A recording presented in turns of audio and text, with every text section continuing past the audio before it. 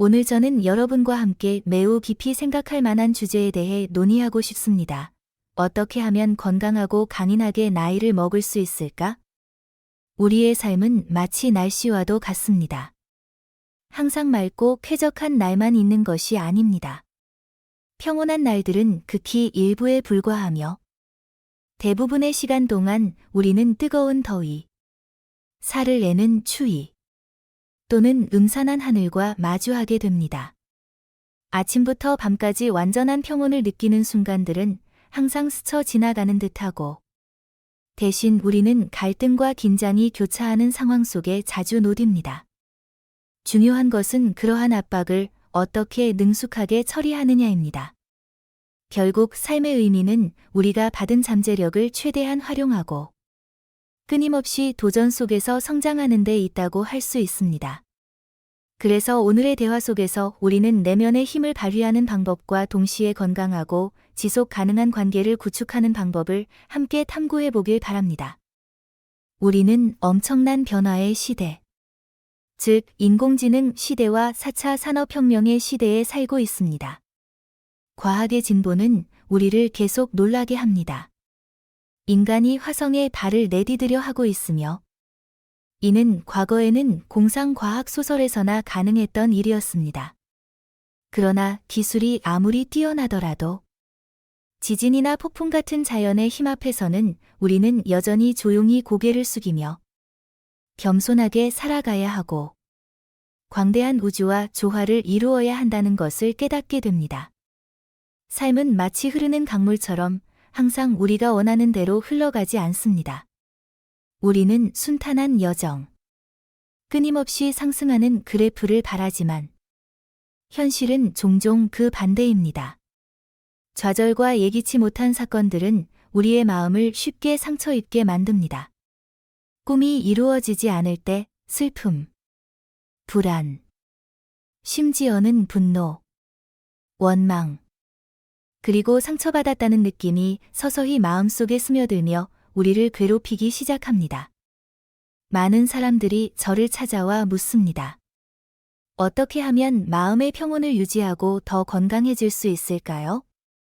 이는 결코 쉬운 질문이 아닙니다. 그들은 말합니다. 저는 내려놓아야 하고, 내가 겪은 상처를 용서해야 한다는 것을 머리로는 이해합니다. 하지만 제 마음은 다르게 말하고 있습니다.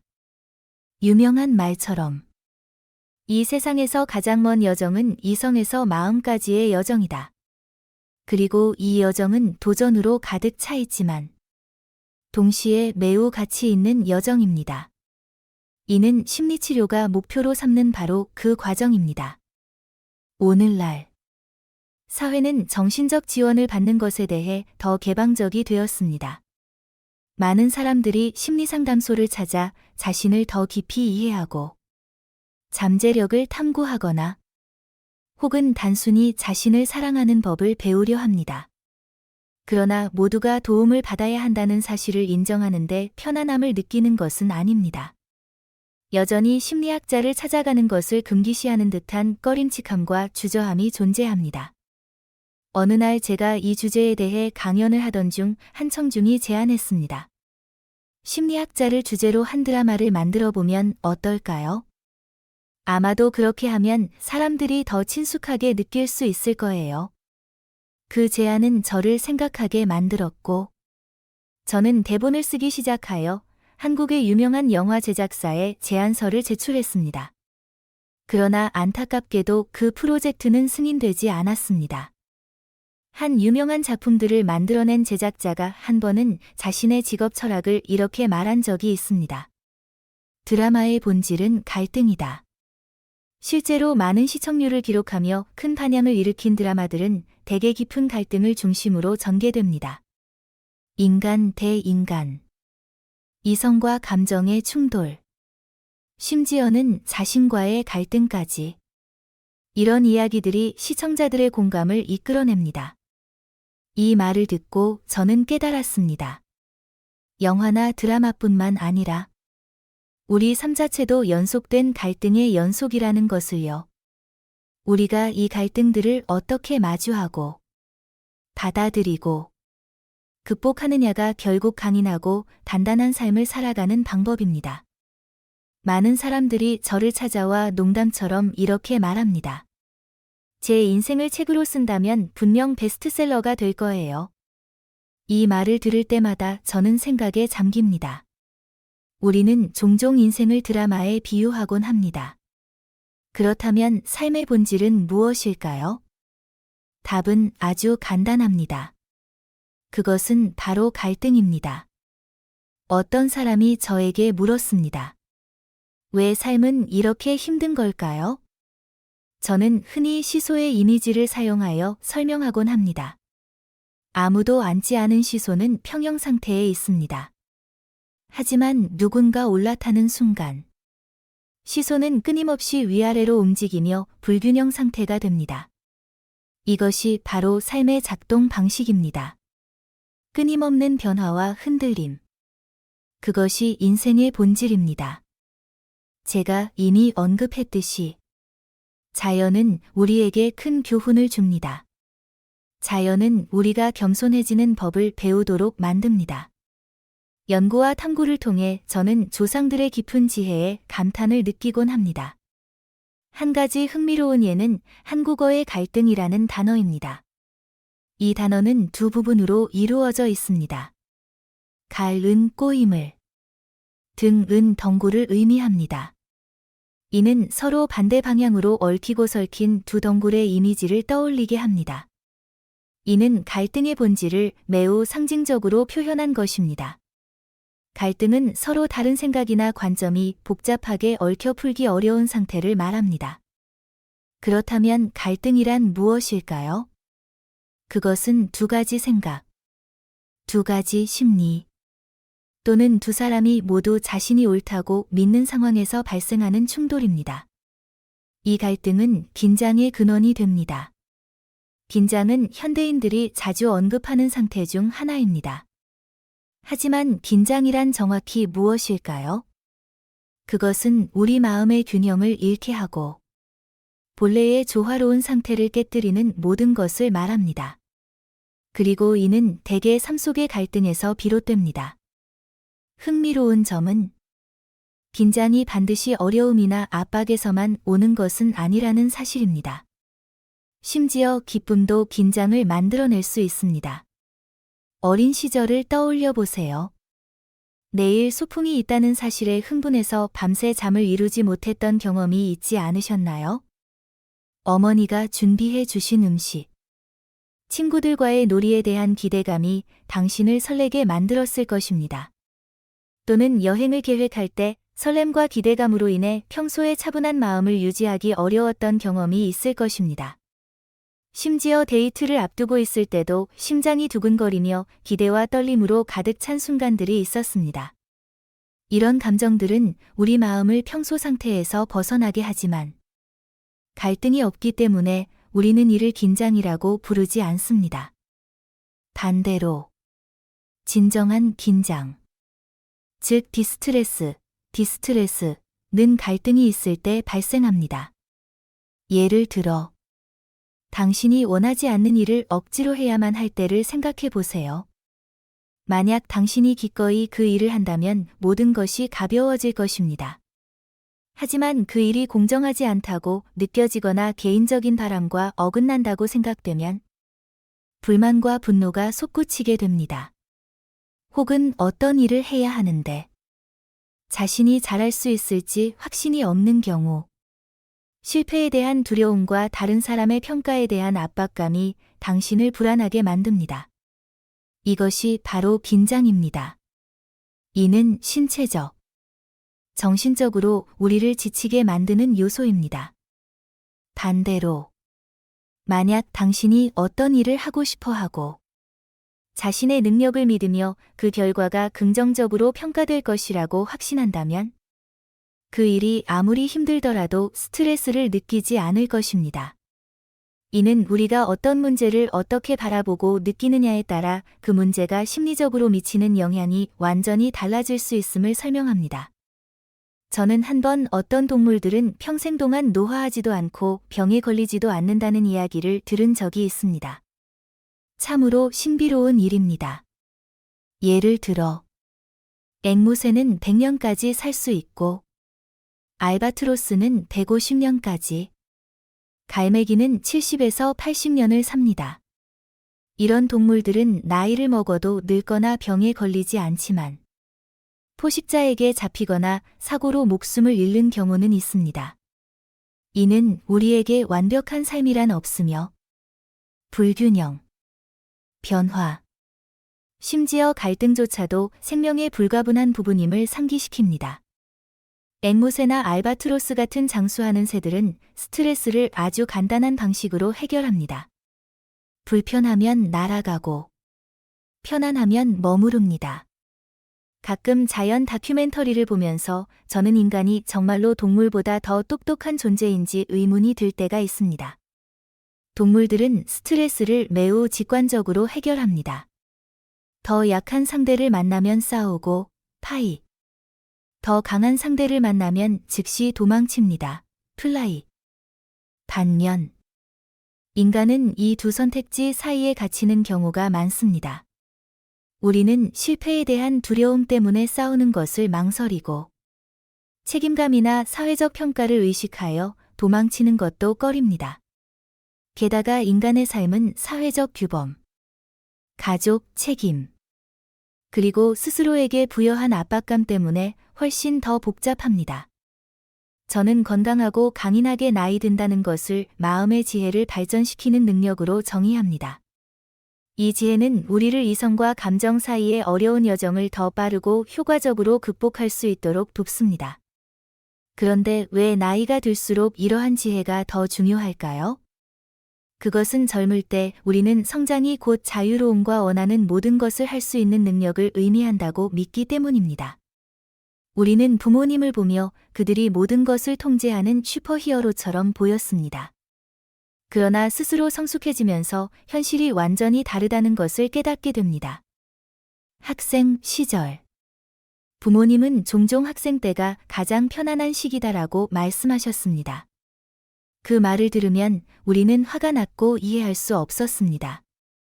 그러나 사회에 나가고 나서야 그 말이 얼마나 맞는지 알게 됩니다. 젊었을 때 저는 인생의 안정된 시기가 찾아오면 더 이상 걱정할 필요가 없을 거라고 생각했습니다. 공자의 가르침이 떠오릅니다. 40세에 미혹되지 않고 50세에 천명을 알며 60세에 귀가 순해진다. 저는 나이가 들수록 평온과 안정을 얻을 것이라고 믿었습니다. 하지만 현실은 나이가 들수록 오히려 더 걱정하고 의심하며 쉽게 화를 내는 자신을 발견하게 됩니다. 왜 성숙해진다는 것이 감정을 더 잘 다스리는 것이 아니라 오히려 모든 것을 더 복잡하게 만드는 걸까요? 의학적으로 보면 나이가 들수록 우리 몸은 지방층과 근육량이 줄어들게 됩니다. 이로 인해 작은 충격에도 고통을 느끼기 쉽고 멍이 들기 쉬워집니다. 마찬가지로 우리의 스트레스에 대한 내성도 약해집니다. 외부 자극에 더 민감해지고 감정이 더 쉽게 요동치게 됩니다. 따라서 나이가 들수록 감정을 조절하는 능력은 더욱 중요해집니다. 나이가 들수록 우리는 종종 과거에 대한 후회와 마주하게 됩니다. 별표 회남자, 별표라는 고전 속 유명한 말이 있습니다. 50년을 살면 49년은 후회로 가득하다. 이 말은 다소 냉혹하게 들릴 수 있지만 현실을 정확히 반영하고 있습니다. 우리는 종종 스스로를 자책하며 이렇게 묻습니다. 왜 그때 그렇게 했을까? 그때 다른 선택을 했더라면 어땠을까? 이러한 후회는 마음을 편치 않게 하고 특히 고요한 밤이 되면 더욱 우리를 괴롭힙니다. 동시에 우리는 미래에 대한 걱정을 점점 더 많이 하게 됩니다. 건강, 에너지, 체력이 점차 떨어지면서 내가 앞으로 얼마나 더 잘 살 수 있을까? 라는 질문이 자주 떠오릅니다. 이런 불안은 우리에게 추가적인 압박감을 주며 때로는 생각의 소용돌이 속에 갇힌 듯한 느낌을 들게 합니다. 저는 한때 스스로 다짐했습니다. 더 이상 자녀들에게 먼저 전화를 걸지 않겠다고요. 왜냐하면 대화를 할 때마다 기쁨을 주기보다는 그 길로 가지 마라. 위험하다. 이 일은 조심해야 한다. 사고가 난 적이 있다와 같은 경고를 반복하고 있음을 깨달았기 때문입니다. 이런 충고는 비록 사랑에서 비롯된 것이지만 의도와는 다르게 자녀들에게 보이지 않는 족쇄가 되어 그들이 자유롭게 비상하는 것을 방해할 수 있습니다. 사실, 불안감은 삶에서 피할 수 없는 요소입니다. 누구도 다음 순간에 무슨 일이 일어날지 알 수 없기 때문입니다. 많은 철학자들은 인간 본성 자체가 항상 불안정한 상태에 놓여 있다고 말합니다.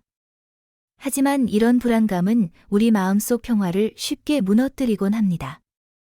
영어에서 anxiety, 불안, 라는 단어는 원래 목이 조여 답답한 느낌을 의미합니다. 공황장애, 패닉 디스오더를 앓는 사람들은 자신의 상태를 마치 생과 사의 경계에 서 있는 것 같다고 묘사합니다. 불안감이 마음을 완전히 지배하기 때문입니다. 저는 이 불안감을 유발하는 주요 원인 2가지를 발견했습니다. 첫 번째는 성취에 대한 걱정입니다. 나이가 들수록 기억력, 집중력, 그리고 업무 능력이 눈에 띄게 감소한다는 것을 느낍니다. 이는 자기 능력에 대한 자신감을 떨어뜨리고 우리가 세운 목표를 이루지 못할 것이라는 두려움을 불러일으킵니다. 두 번째 원인은 인간관계에서 오는 불안입니다. 특히 중년이나 노년층은 타인과의 관계에서 분노, 억울함, 혹은 불만족을 더 자주 느끼게 됩니다. 이런 감정들은 관계를 손상시키고 외로움과 소외감을 증폭시키며 결국 더 큰 불안을 야기합니다. 불안, 우울, 분노는 감정의 삼둥이라고 할 수 있습니다. 이들은 항상 함께 나타나며 서로 떼어낼 수 없는 관계를 맺고 있습니다. 불안할 때 우리는 왜 내가 이럴까? 왜 나는 더 나아지지 못할까? 라는 부정적인 질문을 스스로에게 던지곤 합니다. 이런 생각들은 우울로 이어지기 쉽고 결국 분노로 변질됩니다. 왜 다른 사람들은 나에게 이렇게 상처를 줄까? 라는 생각이 마음을 지배하게 됩니다. 이렇게 감정의 악순환은 끝없이 반복되며 쉽게 벗어날 수 없는 덫이 됩니다. 고대에는 이미 이를 반영한 사상이 있었습니다. 어떤 고문서에서는 이렇게 쓰여 있습니다. 과도한 걱정과 슬픔은 병을 초래하고 인간관계에서 사랑과 미움이 뒤섞이면 재앙을 가져온다.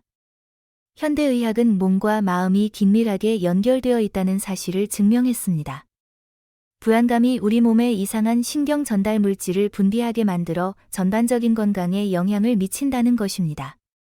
예를 들어, 만성적인 불안은 과민성 대장 증후군을 유발할 수 있고, 공포는 위궤양 위험을 증가시키며, 과도한 분노는 뇌의 판단력을 담당하는 부분의 기능을 저하시킬 수 있습니다. 특히 분노했을 때 우리는 흔히 눈에 뵈는 게 없다고 말합니다. 이는 뇌의 판단 능력이 흐려지기 때문입니다. 그 결과 우리는 현명하지 못한 행동을 하고 나중에 후회하게 됩니다. 마치 나무를 건강하게 키우기 위해 가지치기를 하듯이 우리 삶에서도 분노, 우울, 불안과 같은 불필요한 부정적인 감정을 제거하는 법을 배워야 합니다. 이것이 바로 제가 강조하고 싶은 개념인 건강한 까다로움입니다. 그렇다면 왜 우리는 이런 까다로움이 필요할까요? 이유는 간단합니다. 우리는 자연, 심지어 자신의 생각조차 완벽히 통제할 수 없습니다. 하지만 우리가 통제할 수 있는 단 하나는 바로 우리의 마음입니다. 이를 위해 가장 먼저 해야 할 일은 인간 심리가 어떻게 작동하는지 이해하는 것입니다. 자신과 타인을 이해하기 위해 가장 중요한 사실은 인간은 순전히 이성적인 존재가 아니라 감정에 기반한 존재라는 점입니다. 인간의 뇌를 단면으로 살펴보면 가장 바깥층에는 대뇌피질이 있습니다. 이 부분은 이성적인 사고와 행동 조절을 돕는 역할을 합니다. 그 안쪽에는 감정을 담당하는 변연계가 있습니다. 최근 연구에 따르면 대뇌피질에서 변연계로 연결된 신경망의 수는 반대로 변연계에서 대뇌피질로 연결된 신경망 수의 3분의 1에 불과합니다. 이는 감정이 이성보다 훨씬 강력하게 영향을 미치며 우리의 사고, 행동, 기억 형성에 중요한 역할을 한다는 것을 보여줍니다. 이 사실을 이해할 때 우리는 불안이 우리의 삶을 지배하는 대신 이성과 감정을 조화롭게 통합하여 마음의 평화를 이루는 방법을 찾을 수 있습니다. 상상해 보세요. 당신이 기분이 좋을 때 세상 모든 것이 더 아름답게 보이지 않나요? 주변의 향기가 더 상쾌하게 느껴지고 공기는 더 맑게 느껴지며 자신에 대한 만족감도 높아집니다. 반대로 우울할 때는 모든 것이 짜증스럽고 불편하게 느껴질 뿐 아니라 심지어 자신의 몸조차 거북하게 느껴질 수 있습니다. 심각한 우울증을 겪는 사람들 중에는 자신의 몸에서 썩은 냄새가 난다고 믿으며 이를 이유로 사회적 관계를 회피하는 경우도 있습니다. 같은 현상은 우리의 생각에서도 나타납니다. 기분이 좋을 때는 창의적이고 독창적인 아이디어가 샘솟으며 불가능이 없을 것처럼 느껴집니다. 그러나 우울할 때는 뇌가 마치 마비된 것처럼 느껴지고 저녁 식사로 무엇을 먹을지조차 결정하기 힘든 짐으로 다가옵니다. 행동 역시 감정에 의해 크게 좌우됩니다. 즐거울 때는 외모를 꾸미고 친구를 만나고 싶고 집을 청소하고 싶은 욕구가 생깁니다. 하지만 슬픔이 찾아오면 아무것도 하고 싶지 않아지는 자신을 발견할 수 있습니다. 기억도 이와 다르지 않습니다. 행복할 때는 과거의 아름다운 추억이나 자신을 사랑하고 도와준 사람들을 떠올리게 됩니다. 하지만 화가 나거나 슬플 때는 상처를 주었던 사람들과 고통스러운 기억들에 사로잡히게 됩니다. 정신의학을 처음 공부하던 시절, 우리는 이 학문을 행동과학이라고 불렀습니다. 왜냐하면 정신건강을 특정 행동을 통해 평가하는데 중점을 두었기 때문입니다. 그러나 연구를 계속할수록 감정이야말로 핵심이라는 것을 깨닫게 되었습니다. 그래서 오늘날 정신의학은 때로 감정의 과학으로 불리기도 합니다. 찰스 다윈은 언젠가 미래에는 감정을 잘 다스리는 사람만이 살아남을 것이다라고 말했습니다. 현대 과학이 이를 더욱 뒷받침해주고 있습니다. 인간의 뇌에는 행복의 중심이라고 불리는 영역이 있는데 이는 기쁨, 사랑, 만족감과 같은 긍정적인 감정과 강하게 연결되어 있습니다. 이런 감정들은 도파민이라는 신경 전달 물질의 분비를 촉진합니다.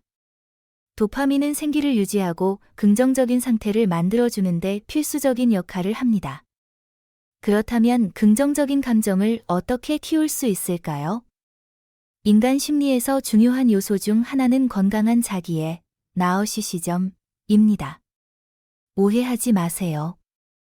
여기서 말하는 자기애는 거만함이나 이기심을 뜻하는 것이 아닙니다. 이는 자신이 소중한 존재임을 인식하는 동시에 타인의 가치를 존중할 줄 아는 능력을 의미합니다. 건강한 자기애는 자신을 소중히 여기면서도 타인의 가치를 인정하는 감정적 균형을 이루며 이는 긍정적인 감정의 선순환을 만들어냅니다. 일상생활 속에서 건강한 까다로움이라는 개념은 긍정적인 심리 훈련으로 나타나며 다음과 같은 원칙으로 표현될 수 있습니다. 멈추고, 통제하고, 벗어나기. 문제를 직면했을 때 즉각 반응하지 말고 시간을 가지고 상황을 처리하세요.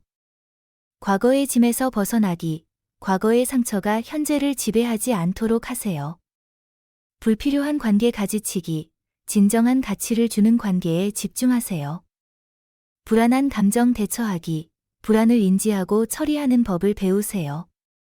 그것을 억누르거나 외면하지 마세요. 우리 몸이 음식을 소화하는데 시간이 필요하듯이 마음도 감정을 소화할 시간이 필요합니다. 스트레스나 갈등을 느낄 때는 자신에게 잠시 휴식 시간을 주세요. 과학자들은 이를 다운타임이라고 부르며 이는 마음을 안정시키고 문제를 더 객관적으로 평가하는 데 도움을 줍니다. 정신의학에서 정신건강을 평가하는 중요한 기준 중 하나는 외부 자극에 대한 반응 방식입니다. 즉각적으로 부정적인 감정을 드러내고 충동적으로 행동하거나 본능적으로 반응하는 사람들은 종종 신경증, 뉴로시스의 징후를 보이는 것으로 간주됩니다. 반면 멈추고 생각하며 적절한 해결책을 찾는 사람들은 정신적으로 건강한 것으로 평가됩니다.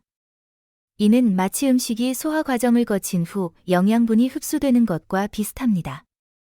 감정과 반응을 조절하는 법을 배우면 정신건강을 향상시킬 뿐만 아니라 더 균형 잡히고 행복한 삶을 만들어갈 수 있습니다.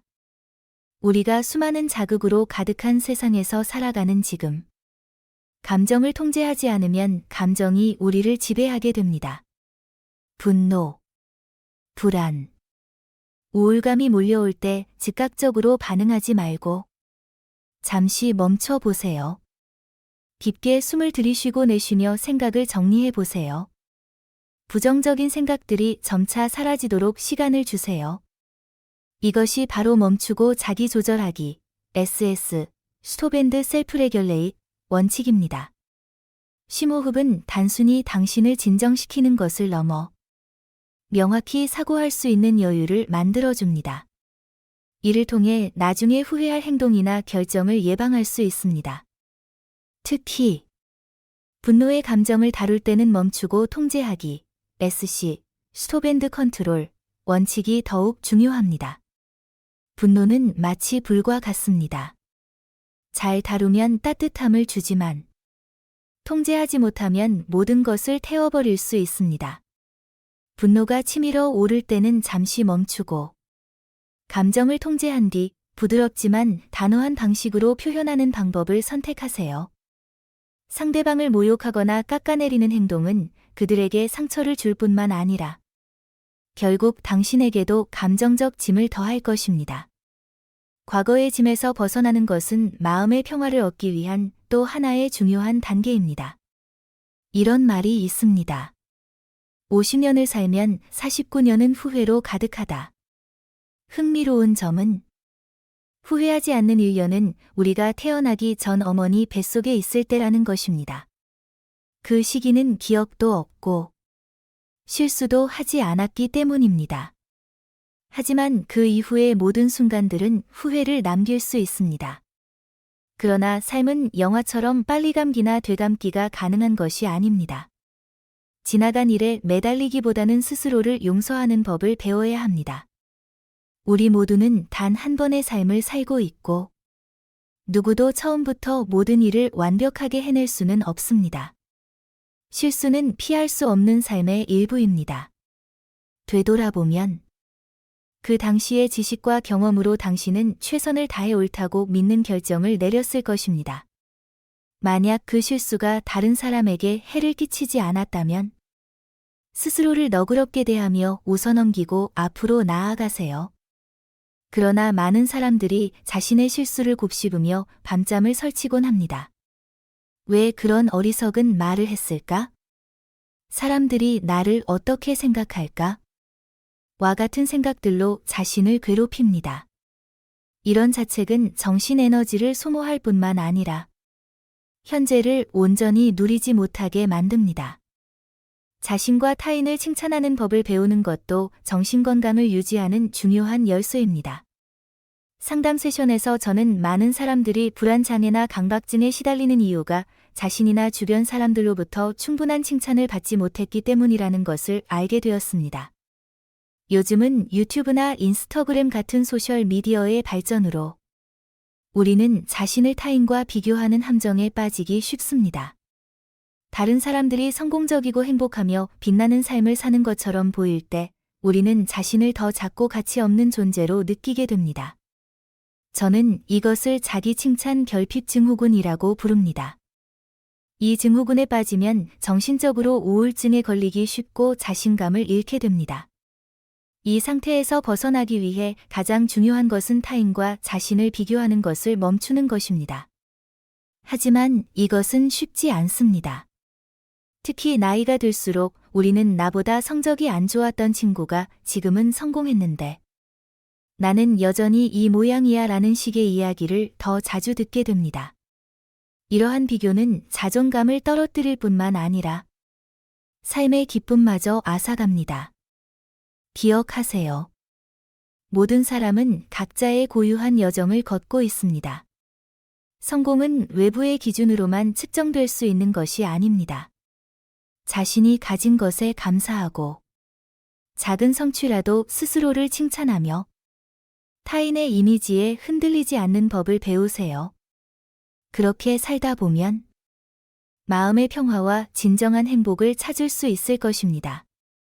그렇다면 과거의 짐과 자기 칭찬 결핍 증후군에서 벗어나려면 어떻게 해야 할까요?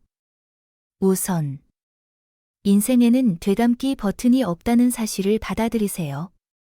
그리고 스스로 만족하는 법을 배워야 합니다.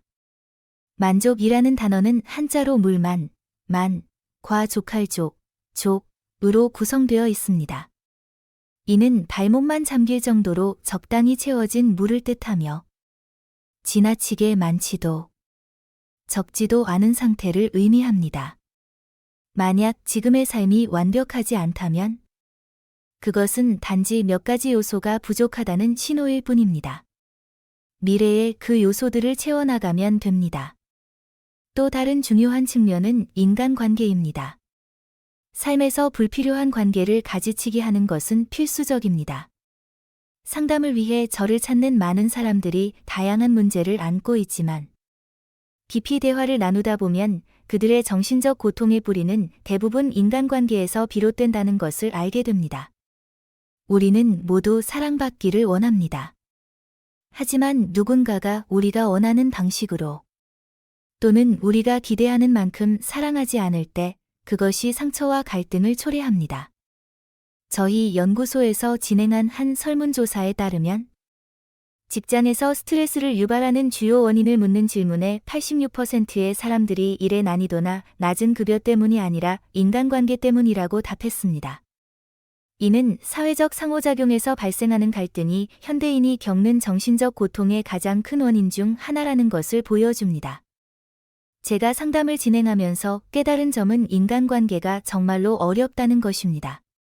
아들러, 애들어는 모든 고민은 관계에서 비롯된다고 말했는데 이는 매우 옳은 통찰입니다. 사랑이나 인간 간의 연결은 마치 하나의 우주가 또 다른 우주를 만나는 것과 같습니다. 그렇기 때문에 아무도 당신과 똑같이 생각할 수 없습니다. 이 사실을 기억한다면 당신은 인간관계를 개선하는 비결을 얻게 될 것입니다. 저는 종종 인간관계에서 50점이 만점이라는 규칙을 적용해야 한다고 이야기합니다. 우리는 어릴 때부터 100점 만점 증후군에 갇혀 살아왔습니다. 단지 학업뿐만 아니라 인간관계나 사회적 삶에서도 항상 100점을 받아야 한다고 믿으며 살아왔죠. 하지만 우리 조상들은 다른 사람을 만날 때는 한쪽 눈을 감아라고 가르쳤습니다. 이는 매우 현명한 조언입니다. 기억하세요. 당신 주변 사람들 중 50%만 당신을 좋아한다면 이미 당신은 훌륭한 사람입니다. 하지만 인간관계에 어려움을 겪는 사람들은 종종 지나치게 걱정합니다. 예를 들어 90명이 자신을 좋아하고 10명이 자신을 싫어한다고 해도 그들은 그 10명 때문에 불안감을 느낍니다. 다시 말하지만 이 세상에 당신과 똑같이 생각하는 사람은 없습니다. 어떤 사람은 매운 국수를 좋아하고 어떤 사람은 국물 국수를 좋아합니다. 당신이 천사처럼 완벽하더라도 누군가는 당신이 가식적이라고 생각할 수 있습니다. 중요한 것은 이 사실을 받아들이는 것입니다. 또한 당신도 주변의 모든 사람을 좋아하지 않잖아요? 마찬가지로 누군가가 당신을 좋아하지 않을 권리도 있다는 것을 인정해야 합니다. 인간관계에서 50점을 만점으로 간주하면 당신과 마음이 맞는 사람들이 충분히 많다는 것을 깨닫게 될 것입니다. 이 태도는 관계에서 상처받는 것을 줄이고 더 건강한 시각으로 사람들을 대할 수 있게 도와줍니다. 열차 안에 앉아 있을 때 느끼는 시간과 열차를 바깥에서 지켜볼 때 느끼는 시간은 다르게 흘러갑니다. 마찬가지로 인생의 모든 것은 각자가 어떻게 바라보느냐에 따라 다르게 느껴집니다. 그러므로 인간관계에서도 50점이 만점이라는 규칙을 적용해 보세요. 우리는 우리 자신의 운명을 스스로 만들 수 있다. 이 말은 단순히 정신적인 위로에 그치지 않고 현대의학으로도 증명되고 있는 사실입니다. 흥미로운 발견 중 하나는 우리의 몸이 끊임없이 변화하고 재생된다는 것입니다. 우리의 피부는 매달 새로워지고, 간은 6주마다, 위의 점막은 5일마다 재생됩니다. 결과적으로 우리 몸의 98%는 1년 내에 새로운 세포로 대체됩니다. 과거에는 인간의 뇌가 25세 이후로는 더 이상 발달하지 않는다고 믿었지만 최근 연구는 뇌가 죽는 순간까지도 계속해서 성장하고 변화할 수 있다는 사실을 밝혀냈습니다. 이 말은 우리의 뇌도 근육처럼 훈련하고 성장시킬 수 있다는 것을 의미합니다. 아인슈타인은 이 점을 잘 보여주는 대표적인 인물입니다. 그는 천재적인 물리학자였을 뿐만 아니라 바이올린을 훌륭히 연주할 줄 알았습니다. 윈스턴 처칠은 심각한 우울증을 앓았지만 그림을 통해 이를 극복했습니다. 처칠은 자신의 우울증을 검은 개, 블랙도그라고 불렀고 그 검은 개가 나타날 때마다 그림을 그리며 정면으로 맞섰습니다. 유명한 시인 에멀리 디킨선은 이렇게 말했습니다. 우리는 나이를 먹는 것이 아니라 매일 새로워진다. 제가 좋아하는 또 다른 문구는 나는 더 이상 어제의 내가 아니다. 오늘의 나는 달라졌고 내일의 나는 또 다를 것이다. 라는 말입니다. 이 문장은 우리가 끊임없이 성장하고 변화하고 있다는 점을 강조합니다. 이를 위해 우리는 모든 도전과 위기를 배움과 성장을 위한 기회로 바라보는 법을 배워야 합니다. 삶은 정체되지 않습니다. 우리도 계속해서 새로워질 수 있습니다. 중요한 것은 스스로에게 시간을 주고 끊임없이 배우며 앞으로 나아가는 것입니다. 흥미로운 연구에 따르면 우리의 뇌에는 소파 위 감자세포, 카우치 포테이토 셀즈라고 불리는 세포가 존재한다고 합니다. 이는 마치 하루 종일 소파에 앉아 리모컨만 누르며 아무것도 하지 않을 때와 같습니다. 이러한 세포는 다른 뇌세포들과 정보를 주고받지 않으며 결국 퇴화하게 됩니다. 과학은 이러한 세포가 점차 제거된다는 사실을 밝혔습니다. 이는 마치 고인 물은 썩는다는 속담을 떠올리게 합니다. 우리의 근육은 사용하지 않으면 위축되듯 뇌 역시 마찬가지입니다. 그래서 우리는 끊임없이 움직이고 배우고 스스로를 단련해야 합니다. 다윈은 진화론에서 오직 적응하고 감정을 발전시키며 배움을 지속하는 사람만이 생존할 수 있다고 말했습니다. 이것이 우리가 삶에서 불안과 두려움을 극복할 수 있는 유일한 방법이기도 합니다. 건강하게 살고 강인하게 성장하기 위해서는 두 가지 중요한 정신적 음식이 필요합니다. 삶과 자신의 존재에 대한 의미를 찾는 것. 노력을 통해 성장하고 변화할 수 있다는 믿음. 지구상의 모든 생명체 중 오직 인간만이 나는 왜 태어났을까? 내 삶의 의미는 무엇일까? 라는 질문을 던집니다. 우리가 삶, 일 혹은 인간관계에서 의미를 잃게 될 때 우울증이 찾아옵니다. 그러나 그 의미를 다시 찾을 수 있다면 우리는 어떤 어려움도 극복할 수 있습니다. 기억하세요. 나는 이 세상에서 유일무이한 존재이며 나 자신과 평생을 함께할 사람은 바로 나다. 또한 나는 내 스스로를 성장시키고 발전하게 할 책임이 있는 사람이다. 이 사실을 스스로에게 그리고 주변 사람들에게 끊임없이 상기시키면 뇌 속의 기쁨의 중심이 활성화됩니다. 이는 도파민을 분비시켜 우리를 더욱 긍정적으로 살게 합니다. 반대로 내가 하는 일은 아무 의미가 없어 같은 부정적인 말을 반복하면 스트레스를 유발하는 어드레널린이 증가하여 우리를 더 큰 압박감 속으로 몰아넣습니다. 우리는 하루에 한 끼만 먹고 살 수 없듯이 삶의 의미와 희망도 꾸준히 세 끼처럼 채워야 합니다. 저는 좋은 음식이 신체를 위해 중요하듯 마음을 관리하는 일도 마찬가지로 중요하다는 것을 깨달았습니다. 이것은 긍정적인 행동과 끊임없는 노력의 결과로 얻어집니다. 오늘날 상담을 진행하면서 저는 많은 사람들이 돈이나 시간 관리는 철저히 하지만 자신의 정신 에너지 관리에는 소홀하다는 점을 자주 목격합니다. 어느 날 한 내담자에게 이렇게 조언했습니다. 마음을 위한 투자도 신체를 위한 하루 3끼 식사처럼 필요합니다. 그는 짜증을 내며 말했습니다. 제가 얼마나 바쁜지 아세요? 제 마음에 투자할 시간이 어디 있겠습니까? 하지만 다음 날 그는 다시 찾아와 이런 이야기를 들려주었습니다. 어젯밤 아내와 대화를 나누는 시간을 가졌어요. 평소에는 아내가 말할 때 핸드폰을 보거나 신문을 읽으며 대충 듣곤 했죠. 하지만 이번에는 그녀의 눈을 바라보며 진심으로 귀 기울였어요. 아내가 정말 행복해하더군요. 저는 깨달았습니다.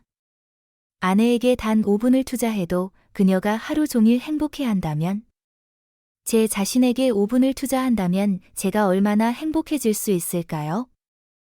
이 짧은 이야기는 우리가 정신 에너지를 관리하고 삶의 의미를 부여하는 것이 얼마나 중요한지를 잘 보여줍니다.